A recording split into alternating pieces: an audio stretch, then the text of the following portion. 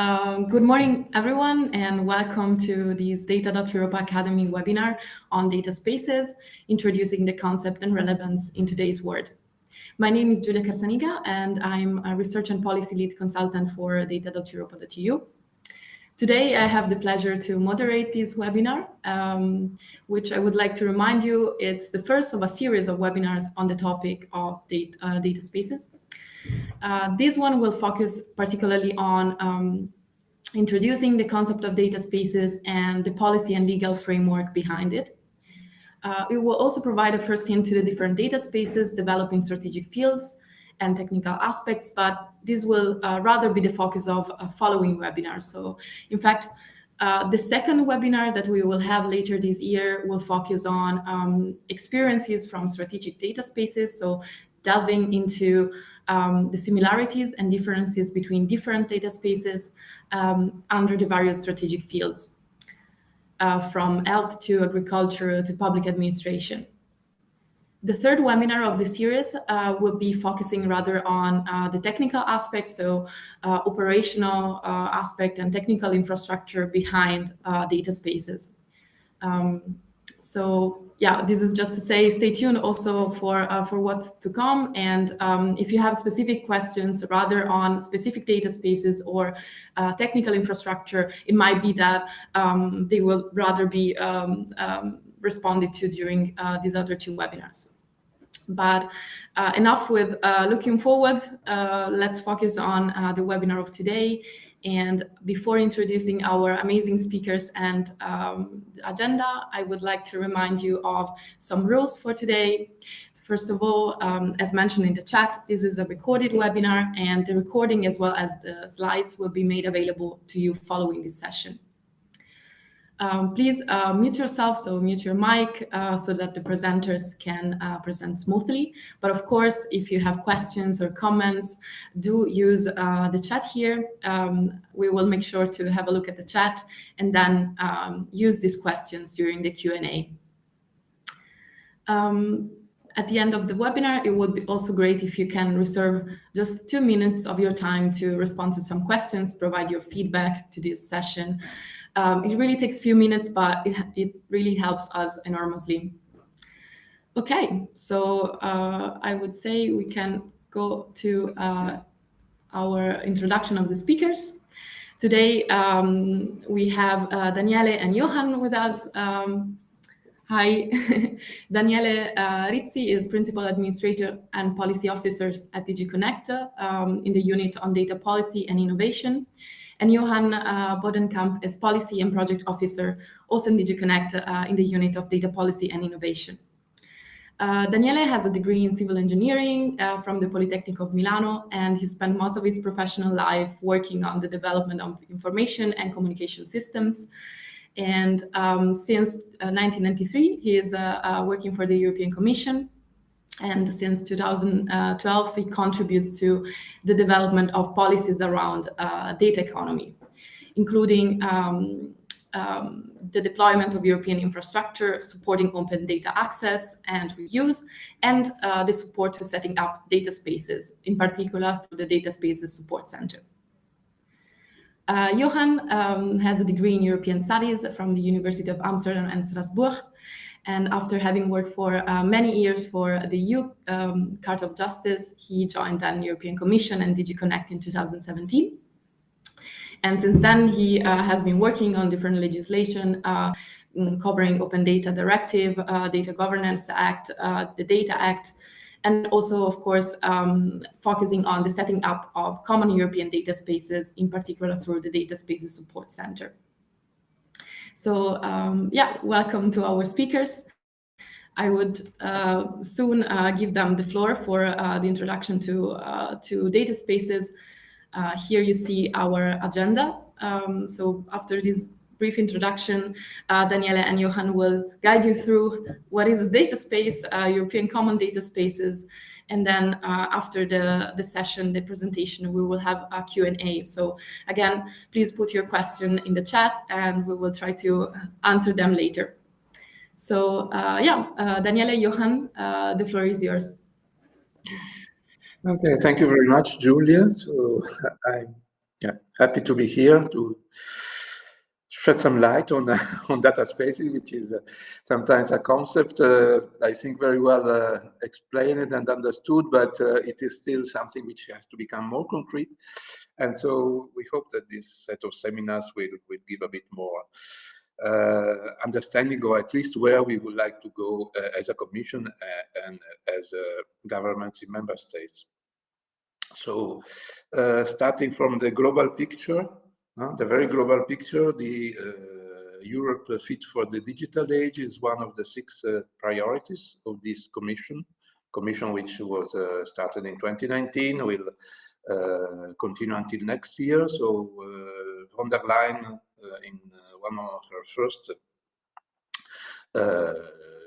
decisions, decided together with the College of the Commissioners to define a set of priorities. And I think it's always important to remember that we are operating to start to deploy one of these priorities, which of course is not just alone in this context, but of course, this is also functional to support the European Green Deal and all the other priorities. But we are concentrating, of course, on digital. The story, in a way, so following up this request of this prioritization of the digital from the new Commission, we elaborated a data strategy, which was published already in February 2020, it's already 3 years ago. And the basic idea there was actually to say, okay, data are already all around. They are generating by now almost all devices in big quantities. What is maybe still missing is a way of facilitating the exchange of this data. So creating, after all, a sort of data market in the same way as for maybe 50 years, from the beginning of the creation of the European communities, the idea was to create a common market for goods. And now the idea is, okay, let's try to create a common market for data, putting together data coming from the private and the public sector. How to do that? So, of course, there is a document, which is this famous data strategy. It's a Commission communication, which contains a certain number of actions on the Commission to be made in order to deploy this market. Some legal actions, some legal acts. You can see them, a few there, mentioned there. A Data Governance Act, which has been adopted last year. A Data Act, which is still in the phase of discussion with Parliament and Council. There was a proposal tabled by the Commission 1 year ago, and now it should be in its way to be adopted sometime this year. And then to make this, so this is the more legislative part, because we need also a certain number of common rules to be adopted and even enforced if necessary. But then we also need to deploy technically these data spaces. So this common market, which is basically built around this idea of data spaces.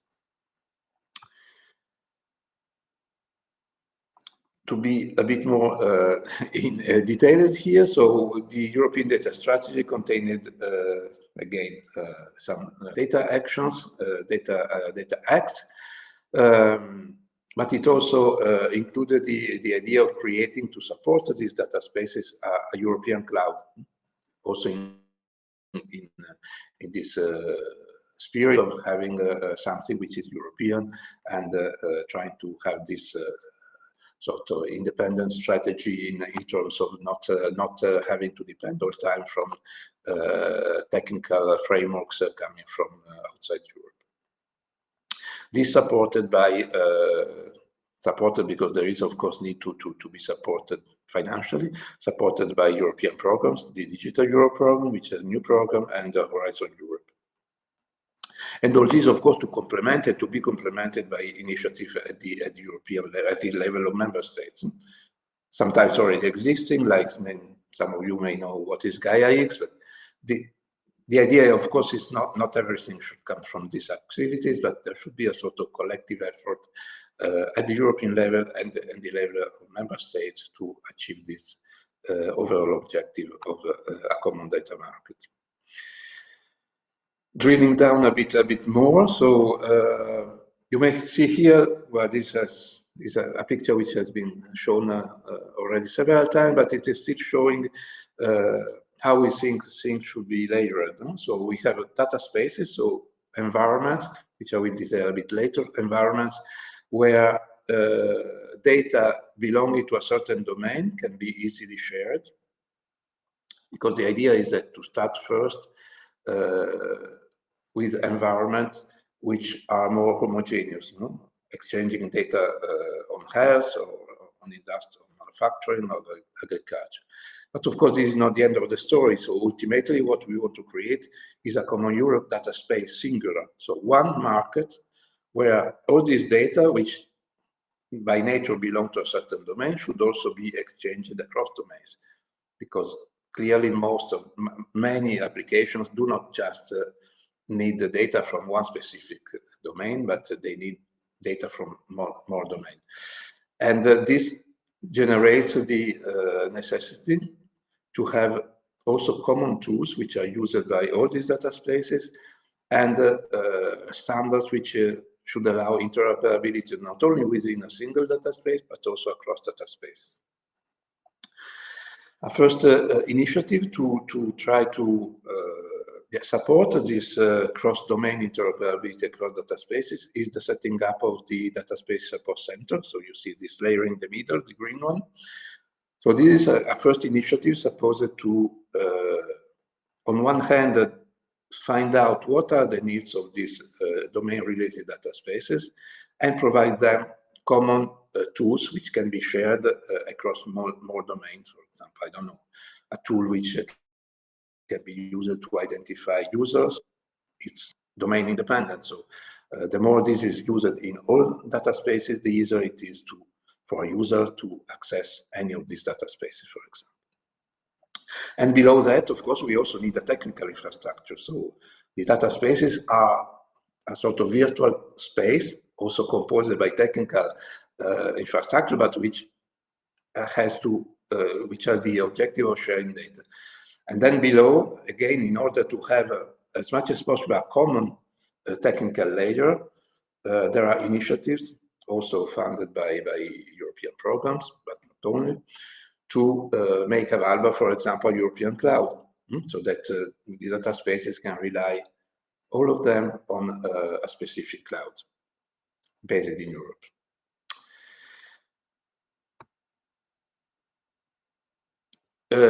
Again, to show that there is a huge political support 1 year after the publication of the communication on the data strategy, the European Council, so the European governments underlined, recognized the interest of the data spaces and even asked to accelerate the creation of these data spaces and recognize the importance of the strategic importance of what we are talking about today.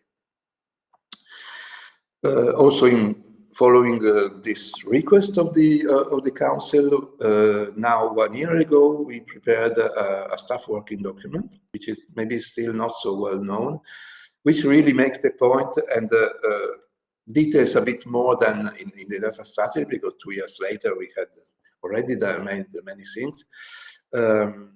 Details what are data spaces, what kind of data spaces have already been launched, and what will be the next step. So this is something which we invite you to give a look at. It's of course a public document.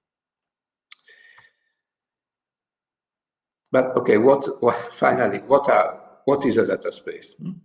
And this is something which can be detailed in this staff working document. But mainly, the idea is that what we want to achieve with a data space is something which, first of all, of course, is based on an IT infrastructure which allows to pull data coming from different sources, to let reusers access this data, to process and use the data that they are interested in.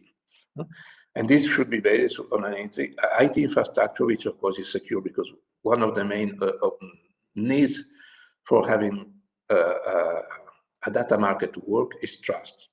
Once you go out and buy something, you need to trust your vendor that you are buying something which is good and complies to what should be its characteristics. And the same is for data. Of course, data are a bit more, let's say, abstract. It's maybe easier to define the quality of an object than defining the quality of a set of data. But then this is more the technical thing, but of course we need also a data governance mechanism. So all the rules which are necessary to have an easy flow of data. The rules which also are applicable in the normal market, where you exchange objects and you have a payment, you have a secured payment, you know who can guarantee that a product has a certain quality. And here we are speaking of the same thing. Governance, which allows to have transaction between buyers and sellers in working in an understandable and trusted way. We need to guarantee that data holders, or those who make data available, are in control of what happens with their data, because one of the big differences between the data market and the normal market is that once you exchange a good, the good is one single object which is given from the seller to the buyer. But data, we know, and that's one of the good things of data, is that data can be used many times, but at the same time, the fact that the data can be copied indefinitely in a way creates also the need for the data owners to be sure that these data are not misused, or they are used only in the way that they want to do. And the typical example is that if their data have a certain degree of confidentiality, you can only share data with a certain kind of reuser that you trust, or who is allowed to use that kind of data, because they, I don't know, public administration which reuses data containing personal information can only be given to someone who guarantees that these personal data are not shared to third parties. Or you sell data which have a commercial value, and you don't want that your data are then copied and given out to everybody else.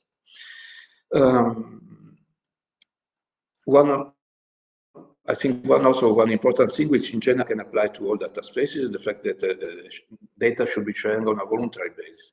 So there is no obligation to sell anything in a common market, and here as well in a data space, there will be no obligation for certain private companies to put their data available if they don't want to.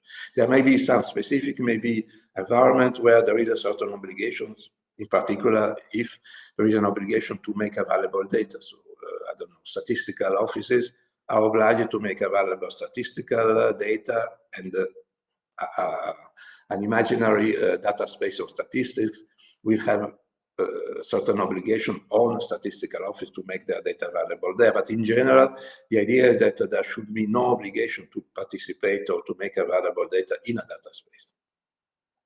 And this openness is also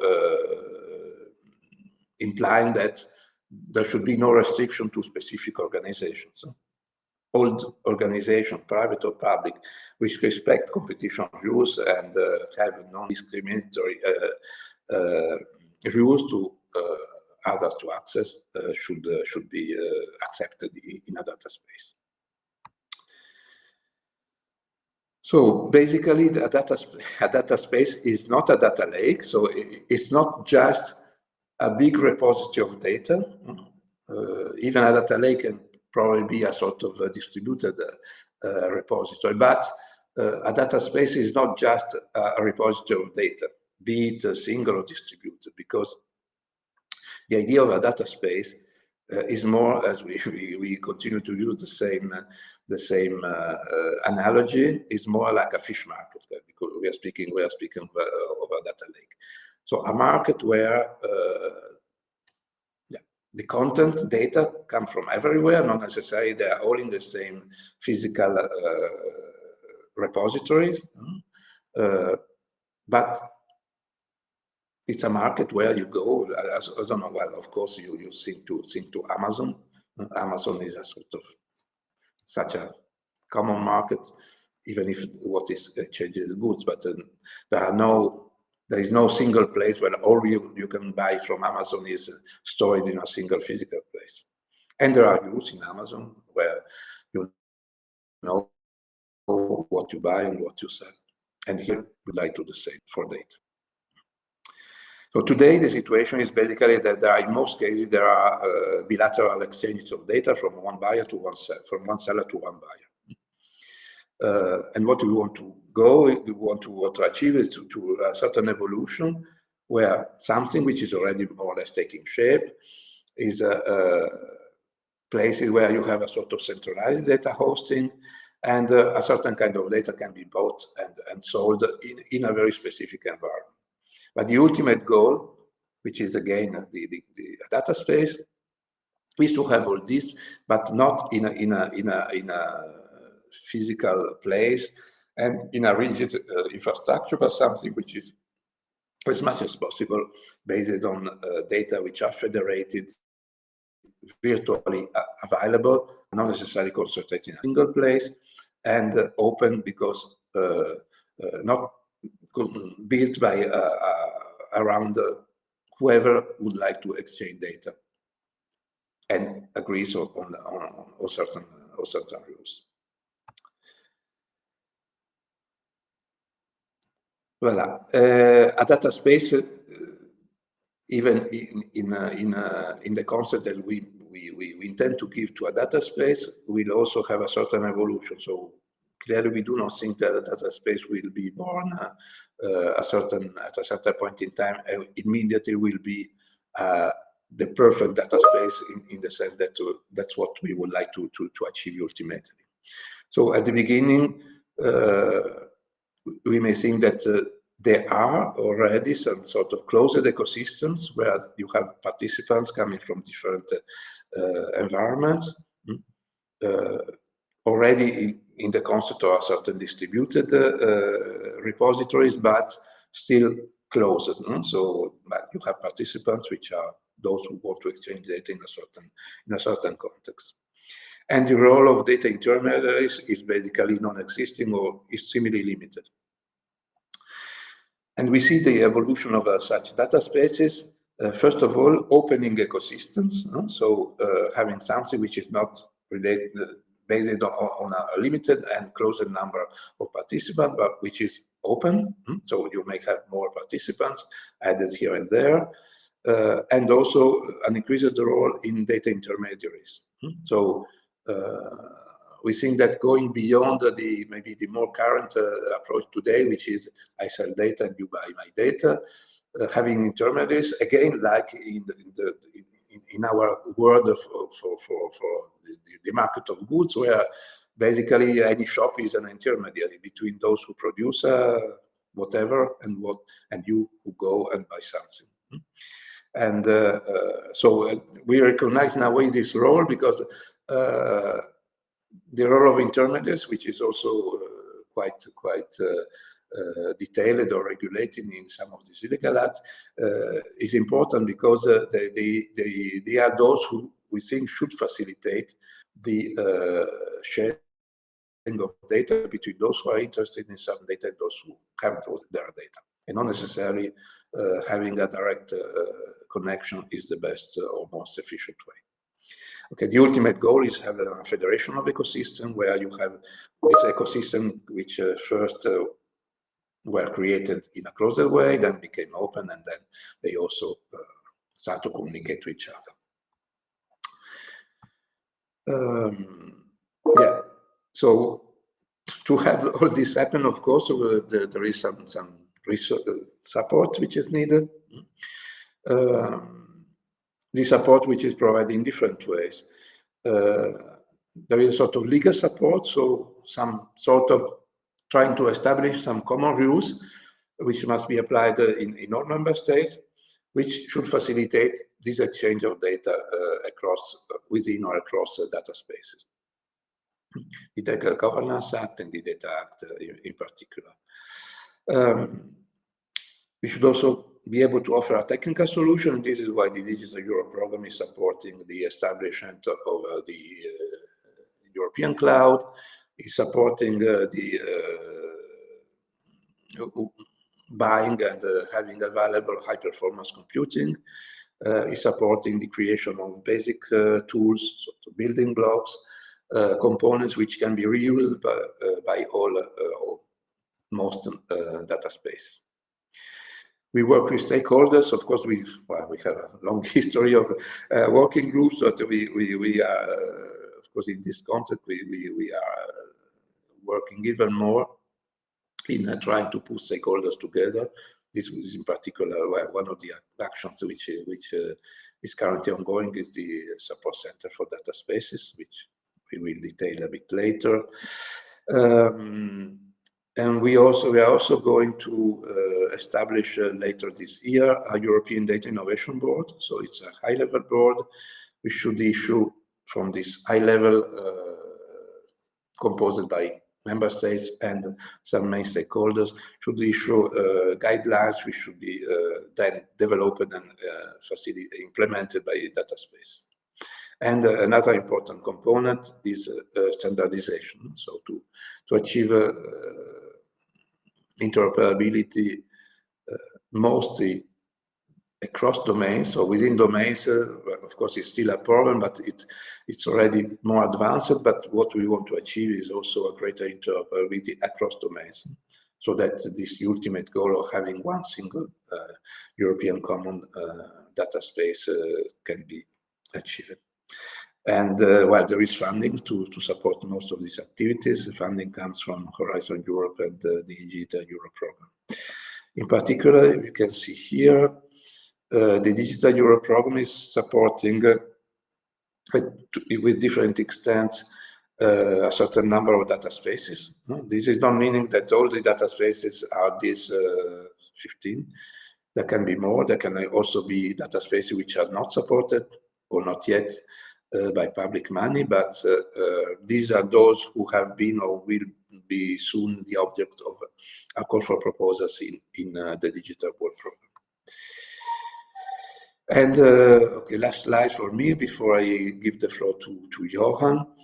Again, to show that here we have our let's say, global view on how to deploy this idea of data spaces is that we need these two main components, the sectoral data spaces and the technical infrastructure, and we need them to talk to each other, or we have a communication, and the layer which we have imagined to exist between the two is a data space support center. So something which would be able to convey the needs of the data spaces in order to have the technical framework developing in the right way, and on the other side, later on, deliver the results of this technical development to the data spaces.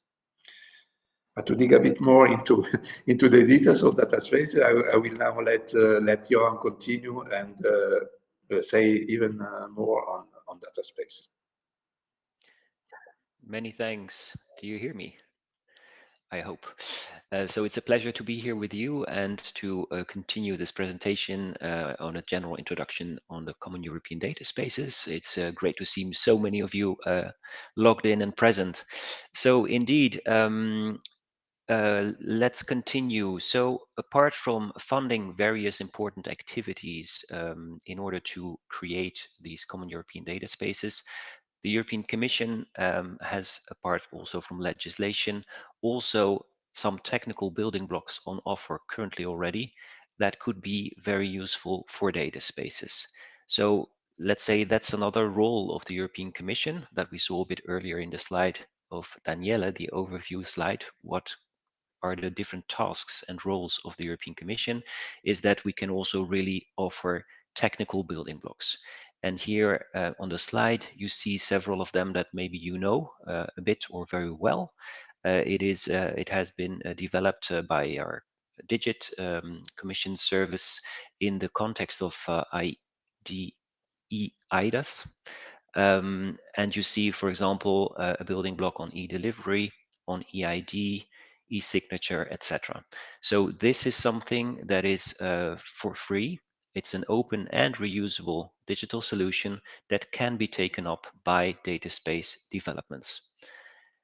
Another important technical solution or offer that the European Commission is going to present or is working on and will be available for free by the different data spaces developments is the so-called simple smartware platform. So this is something that is currently going to be procured by the European Commission, and it is an important element, technical element, because it will allow cloud to edge federations and in that sense support the development of the common European data spaces. So on this slide, you see important elements, important characteristics that this smart middleware, simple, should have. So of course, it should ensure that data sets and their infrastructures, the data spaces, can be seamlessly interconnected and made interoperable. Simple should be smart and modular, meaning that it should allow for the replacement or addition of components without affecting the whole system.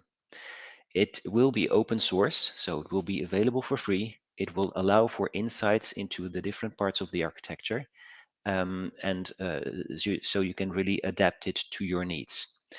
Simple will also need to be green, scalable, and elastic, meaning that it should allow to monitor its environmental performance, and it should be possible also to add new users without affecting the overall performance. Obviously, the smart middleware should be secure, so security, trust, confidence, all those very important elements in the general field of data availability, data exchange, should be built into the smart middleware platform. And it is called simple because we do hope that it will be simple to deploy, easy to use, and to extend. So as I said, this is a procurement. The tender was published in February until the end of April.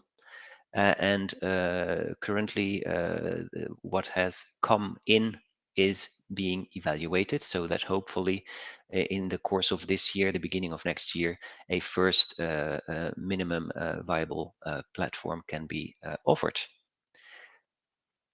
Now let's go back to the Data Spaces Support Center that was mentioned already by Daniele, because the Data Spaces Support Center is a very important initiative that is running for 3.5 years, as you can see. It was created in October of last year. It is funded by Digital. It's a coordination and support action with a consortium of 12 partners, and it's coordinated by Fraunhofer, that you will know very well. Apart from the 12 partners, it is also important to mention that there are 16 associated partners. So you see that there is an important consortium of members that are all playing an important role in general in the field of data sharing, and the development of data spaces. This is just to very quickly show you the consortium members. You can, of course, see that afterwards when you will have the slides. But for example, you see here in these 12 consortium members, big names such as the Big Data Value Association, such as Gaia-X, such as the International Data Spaces Association, Fireware, etc. So really important partners in the field of data sharing, and the creation, development of data spaces. And in the same sense, I just wanted to quickly show you for further consultation, potentially afterwards, the associated and collaboration partners. Again, all companies, associations, initiatives that are very active in the field of data. Now, what is the Data Spaces Support Center going to do? It has a very important overall mission. First of all, to create a network of stakeholders and a community of practice. I'll come back to that a bit later. That is to say, to organize all the partners, all the interested parties in the development of the common European data spaces. And once that is done, or in the meantime, of course, it is also going to provide tools in order to address organizational, technical issues that are required for every data space. It is a support center, of course, and in order to support the various initiatives, it is going to provide useful tools, useful building blocks. So you see that, for example, they're going to work on the elaboration of a general blueprint architecture that would be important and valid for any kind of data space in any kind of sector or domain to be created. Technical building blocks, the identification of best practices, important work on standards, for example, interoperability, and also the identification of data governance models, because the data space indeed does combine, let's say, the technical data infrastructure in a distributed way together with a functioning data governance model or framework that allows you to understand according to which rules you are able to access data and to reuse them, etc. So with all that, of course, the Data Spaces Support Center is going to provide support and is going to help the various common European data space initiatives. And of course, all this has various elements in order to, first of all, allow those data space initiatives to focus on their specific sectorial area and their specificities there. But in that sense, for the, let's say, the general parts that are important for any kind of data space, to be able to start quicker and to scale up more easily. At the same time, the Data Spaces Support Center should try to ensure that these developments are all being done in a coherent way, because as was mentioned by Daniele, the ultimate objective of the European data strategy is not, of course, to create a bunch of common European data spaces, but to have them all interconnected in order to gradually come to this internal market for data, or one single common European data space.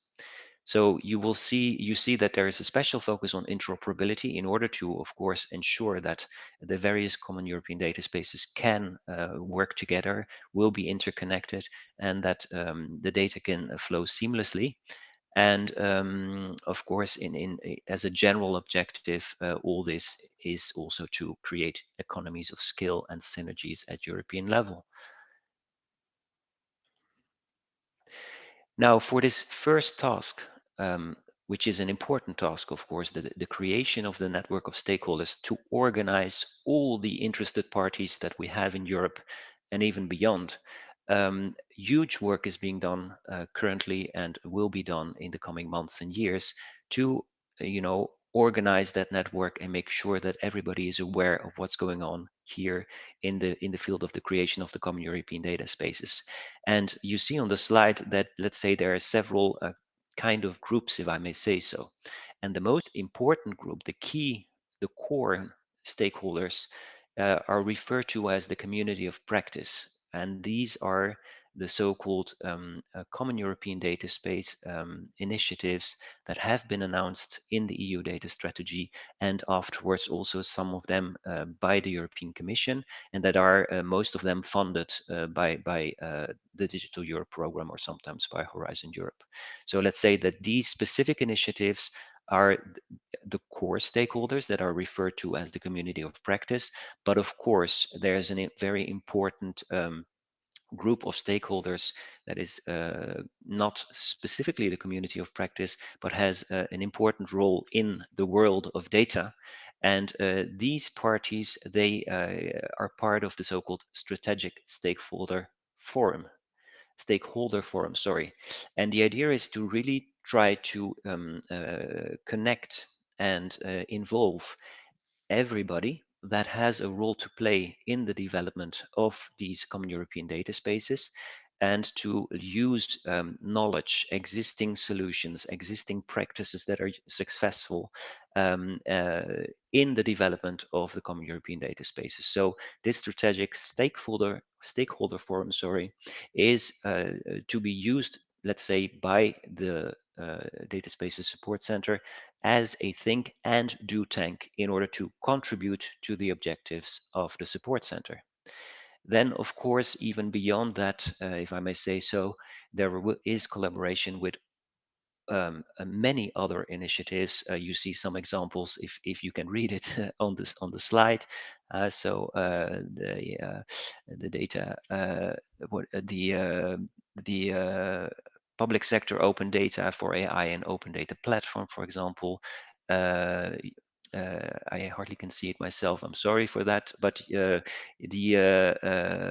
advanced digital skill initiatives, any kind of initiative related to data sharing that is maybe not specifically part of at this stage the community of practice. Of course, there should be important links to that.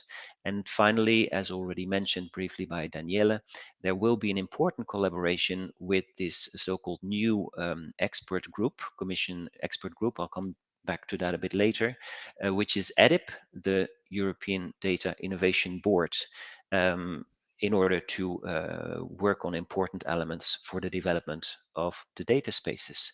Now, this community of practice, just to show you what that means currently, if you would go on the website of the Data Spaces Support Center, you would see the following, let's say, sectors or domains that are covered by the current coordination and support actions in order to create common European data spaces in the field of the Green Deal, agriculture, energy, etc.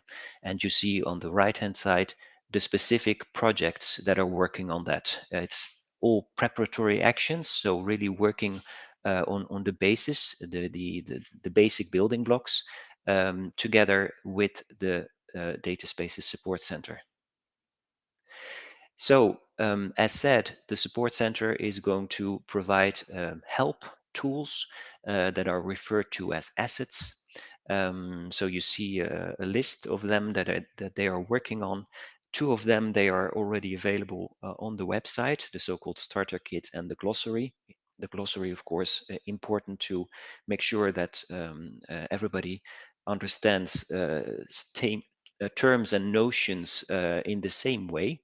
And important work is being done now on the identification of these building blocks that are useful and necessary for the data spaces, and of course the blueprint architecture a bit later on. So just very shortly, this starter kit, if you would go on the website, you can find it and you can download it. What is it? Well, it's basically, of course, a starting point for data space initiatives. And the kit will guide the interested readers to relevant community resources and Data Spaces Support Center tools material that will be made available. So it has a checklist, a startup checklist, and it follows a certain logic. It's called the BLUFT framework, simply because this checklist is dealing with several elements that are important in the creation of data spaces: the business point of view, legal and governance point of view, operational elements, functionality, and technology. Then there is the support references from the Data Spaces Support Center, and also in general resource inventories. So of course, the starter kit for the moment is not a text cookbook or book that explains you exactly, how to do it, but it is an important first reference in order to find important information on building common European data spaces. Now, this slide is a very full slide, and it's just to show this is something that has been presented by the Data Spaces Support Center, and I think it's worth showing it again in order just to show the complexity of this landscape, the complexity of the common European data spaces, where you see the Data Spaces Support Center, let's say, in the middle, with the different tasks that were briefly mentioned, creating the blueprint, identification of synergies, identifying building blocks, organizing the stakeholders, etc. So you see on the left side the various sectors or fields for which common European data spaces are being created. And on the right-hand side, you see important elements that need to be taken into account: technologies, processes, standards, tools, in order to identify important building blocks for the creation of the common European data spaces. Now, of course, the Data Spaces Support Center is not the only important actor in this whole landscape of common European data spaces.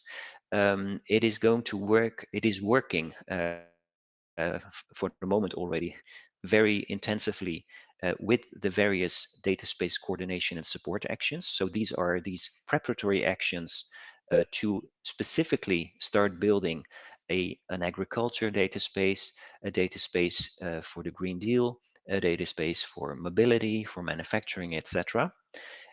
So they work, let's say, hand in hand, because the preparatory actions for the specific sectors and domains are focusing on the specificities of that sector and that domain, while at the same time, together with the Data Spaces Support Center, trying to identify, these technical building blocks, a roadmap, a blueprint architecture, elaborate a roadmap by when, what will the different steps that will be taken, and by when, at a certain point in time, this data space will be up and running.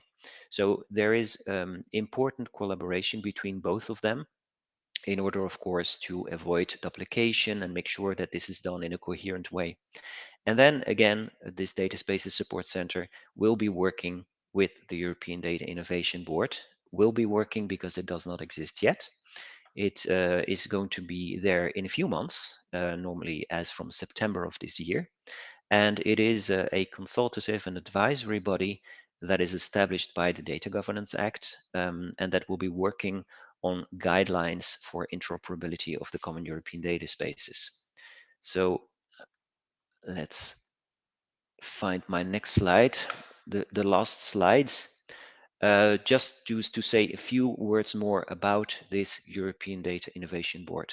So as said, it is going to be created, let's say, by the Data Governance Act. You see here part of Article 29, where it is mentioned, where you can see that this board is created in the form of an official Commission expert group. So you will be able to find it in the register of expert groups created by the European Commission. And you see that here, what will be the members, let's say, where the members will come from. So of course, there will be members from competent authorities of member states that are responsible for two important elements of the Data Governance Act, which is data mediation services on the one hand, and data altruism organizations on the other hand. Then you see that apart from the Commission, there are some, let's say, European instances that will be part of this board. So the European Data Protection Board, the European Data Protection Supervisor, the European Cybersecurity Agency, ENISA, and you see also then a representative of the SMEs, of small and medium enterprises, the envoys.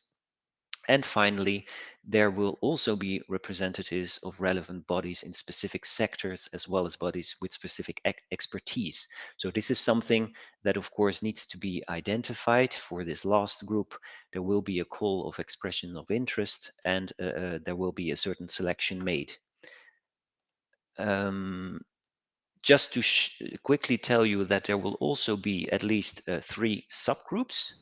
The first subgroup is composed, let's say, of the member state representatives that are focusing on certain elements of the Data Governance Act, data intermediation and altruism.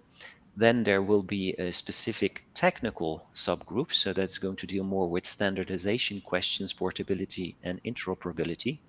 And finally, there will also be a subgroup for stakeholder involvement. So again, representatives from various parts, industry, research, etc.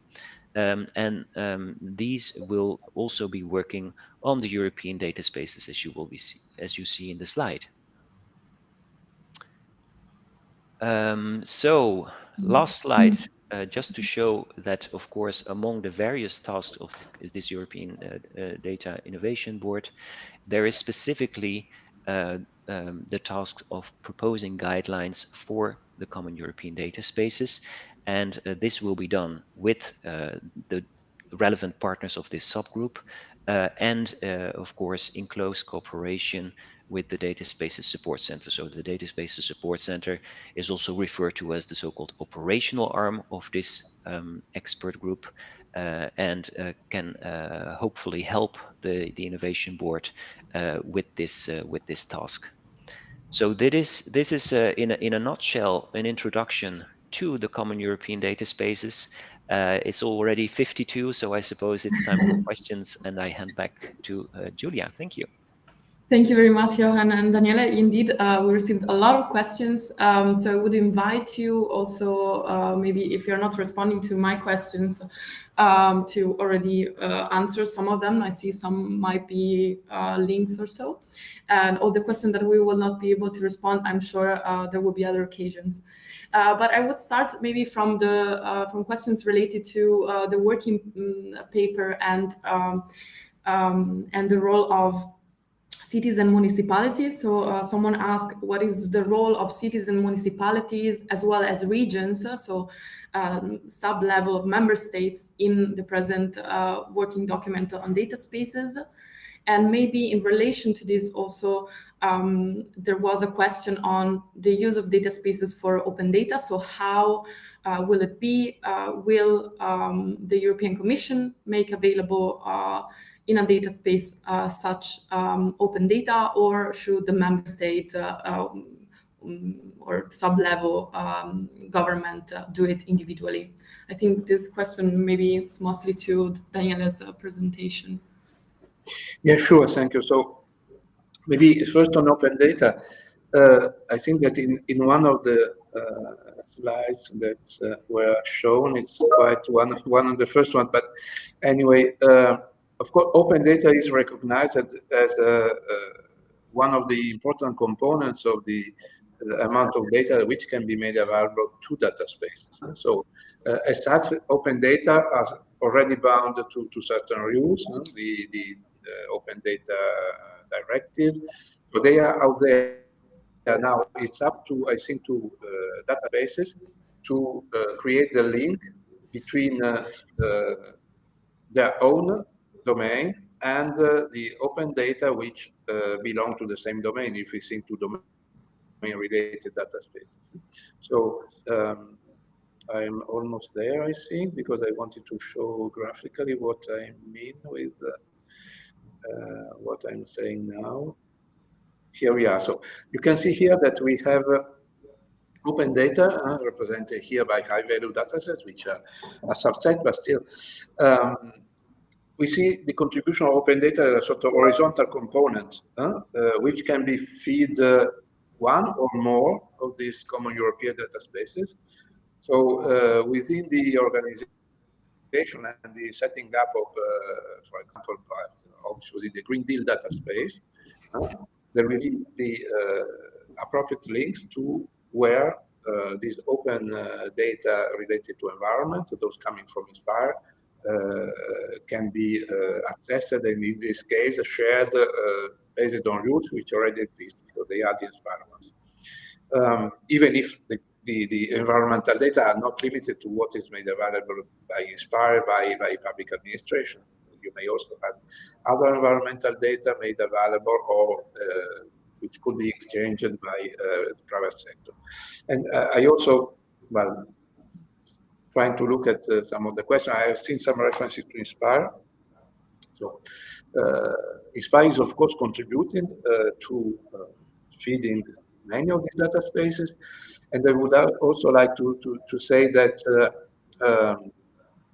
at least those who have seen the high-value dataset regulation will have recognized that there is no intention to invent any further standard to be applied to data. So all what is already existing, in the case of environmental data, the Inspire standards, in the case of mobility data, those are defined by the ITS regulation and others, will be applicable still in that way. So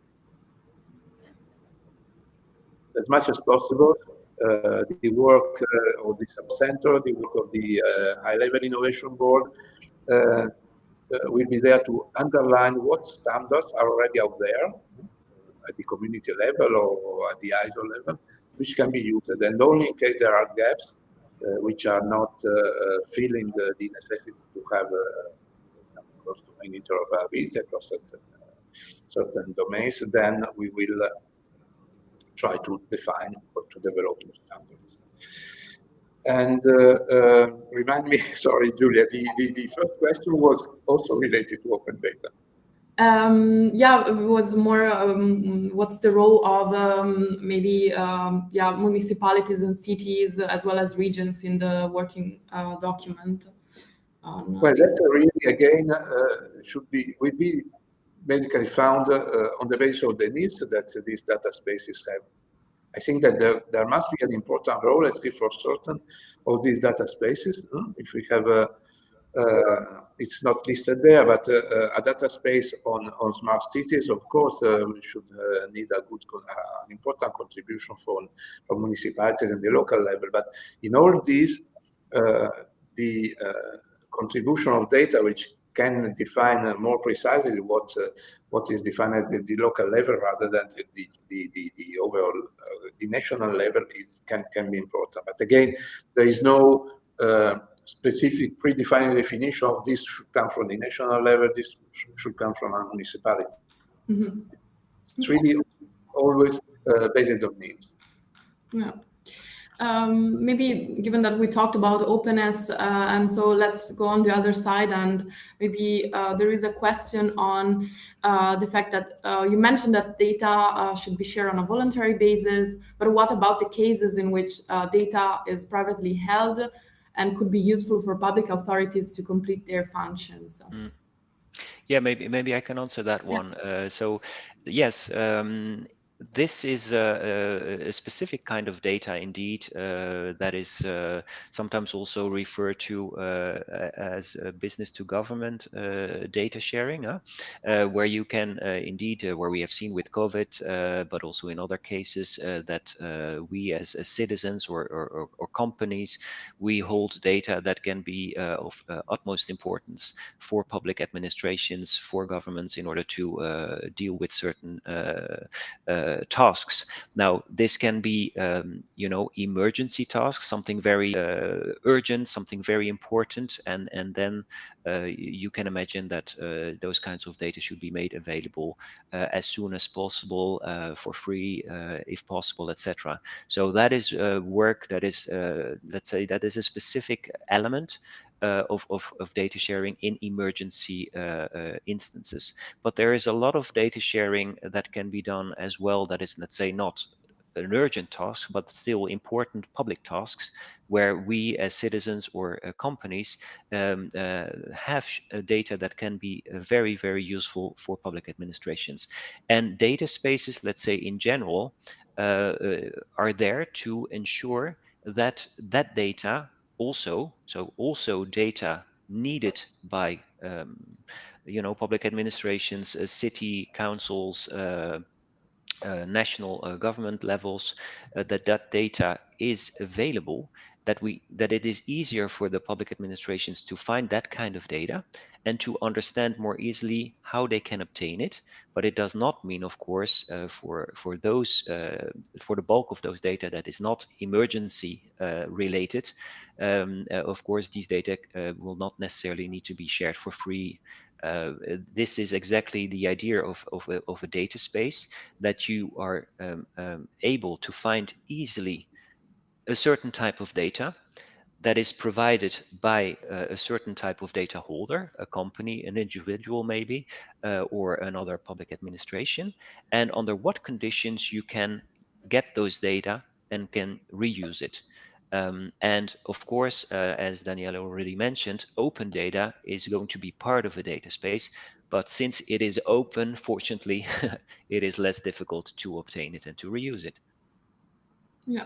Perfect. I think that actually answers also another question related to and how indeed to what kind of lawful basis is there for personal data, so it can be permitted to be added to the data space if there is, for example, consent or yeah, I. Absolutely. Yeah, Mhm. yeah. So this is also a very important and let's say a part of potential data sharing. So our personal data, let's put it like that. If we trust the infrastructure, if we are sure that we can share the data to the instance that we would like to share it with under the conditions that we decide, then the personal data can be shared. The typical example, of course, in the field of health, where according to Eurostat statistics, it would seem that the majority of us in Europe would be absolutely okay with sharing delicate, sensitive personal data with health instances, not only for our own benefit, of course, but also for general research, etc. So you can imagine also in other fields that personal data, if shared under your conditions, the European way, that we still are masters of with whom we share, under what conditions, in a secure way. This is potentially very interesting, and that data is going to be part of the data spaces. Mhm. We are already over time, but I would ask maybe another question that I saw popping up quite often about the European Open Science Cloud. Someone asked what's the difference between a data space and the European Open Science Cloud? Are there synergies between these two concepts? Yes, so the European Open Science Cloud is one, let's say, of the sectoral or domain-specific data spaces that have been announced already in the European Data Strategy in February 2020. So if you would look into that document, you would find that the European Open Science Cloud is mentioned there. The European Open Science Cloud exists already, of course, before that. But the idea is that this EOSC, European Open Science Cloud, will develop gradually into a data space for research data and scientific data. So let's say that it is a very important initiative that is existing at this stage already as European Open Science Cloud, that would gradually develop into a full common European data space. Okay.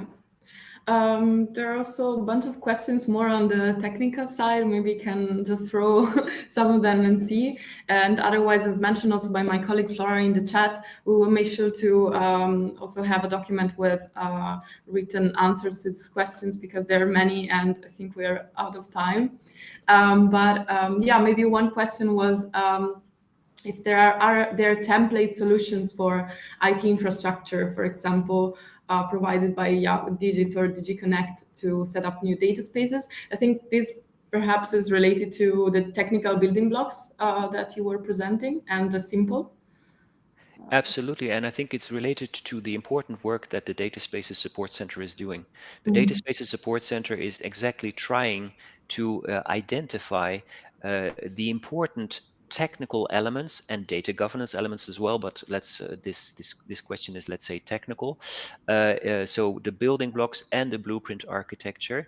So including, of course, semantics, interoperability, identification of data, metadata, and let's say the whole set of technical questions that you need in order to create this functional IT data infrastructure in a distributed way, not one big centralized database, of course.